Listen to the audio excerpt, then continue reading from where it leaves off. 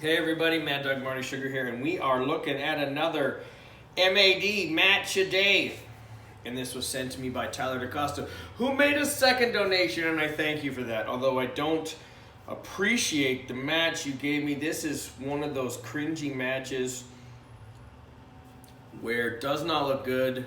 History is not kind to it. It does not hold up. Royal Rumble 1999, the heart and soul of the Attitude Era, and it was violent, and it was filthy, and it was raunchy, and it was extreme, and everybody remembers the Attitude Era fondly. But if you're a wrestler who was around then, or maybe like me, were a backyard wrestler in 1999, oh, don't talk about that. This was a bad time to be emulating your stars on television, and this match quite possibly is the epitome of all that was wrong in the ring with wrestling at the end of the 90s, beginning of the 2000s, when the era of extreme came to be. And you can point a lot of fingers at a lot of people as to why extreme wrestling became so popular.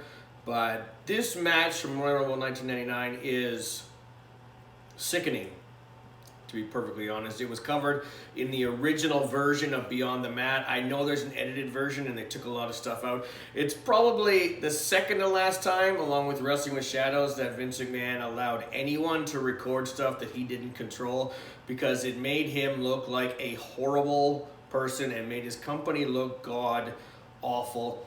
Of course, heading into the Royal Rumble 1999, Mankind is the unlikely underdog ruffian world champion facing the corporate Rock, the evil heel. This is when he was in his tracksuit phase, and you can make whatever jokes as to why he's in the tracksuit phase. But you know what? The Rock was still coming into his own as a heel. He hadn't become a major babyface yet, but he had strapped that rocket to his ass, and he was becoming a major star. And they have this I Quit match. And ironically, I mean, this weekend, AEW's got their big I Quit match between Eddie Kingston and Jon Moxley, and that's going to be something special. The promos leading up to this were special, let's not deny. Mick Foley, Dwayne Johnson, two amazing characters, two great promo guys, two different styles of promo, but excellent. And they had good in-ring chemistry, because The Rock looked so smooth and looked like the high school jock, and Mick Foley looked like the guy that smoked cigarettes behind the high school. This match devolves pretty quickly. As an actual I Quit match and them just beating the snot out of each other, this match would have been great. But of course, this is 1999, and this is Mick Foley, and he got thrown off a balcony into a bunch of electrical units. He got hit, 14 times in the head with a steel chair. And that's where this gets disgusting, and that's where they focus on in Beyond the Mat, where obviously if you've watched Beyond the Mat, Mick Foley's so concussed, he's talking to the director of the documentary. He doesn't know who he's talking to, he doesn't know where he is. In the locker room, he's completely out of it. In his book, he talks about how he was mad that The Rock never really came to see if he was okay. It was a nightmare, and the only versions I can find on YouTube are thankfully edited down to about 12-13 minutes. They only show about 2 or 3 of the chair shots. One is completely unprotected to the back of the skull. And again, 1999, nobody knew any better. But when you think about it, you should have. And if you hear me slurring my words sometimes, that's because I backyard wrestled in 1999, and I took a stop sign to the back of the head. I took a snow shovel to the back of the head. I took a lot of chair shots to the head, and it showed that you were a tough guy if you could take them.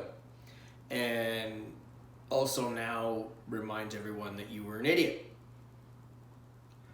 So we don't hate each other in the head anymore, because this is gross. They don't even zoom in on the blood, thank God. They keep out the part in this match. It's in the documentary how Mankind's wife and little children, we all know as kids now, his daughter is this beautiful young lady who works for the wrestling figures company, and she does little bits here and there for the WWE. His wife was a model.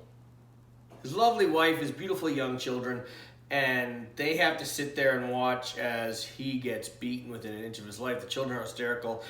Mom's livid, and it's gross. It's disgusting, and it's, like I said, it's all that was wrong with wrestling in 1999, and you wonder why these guys have brain damage now. You wonder why these guys pass away too early. It was abuse like this for entertainment is wrong.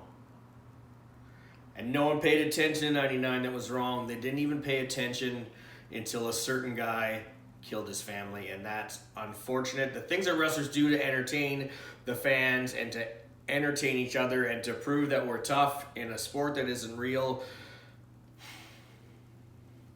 makes me sad sometimes. If I could go back in time to 1999 and tell a 24-year-old Marty Sugar, maybe don't get hit in the head with stuff, I don't know, I probably wouldn't have listened. But the point is, this match is gory and scary. Is it epic? Yes, I believe it's epic for all the wrong reasons.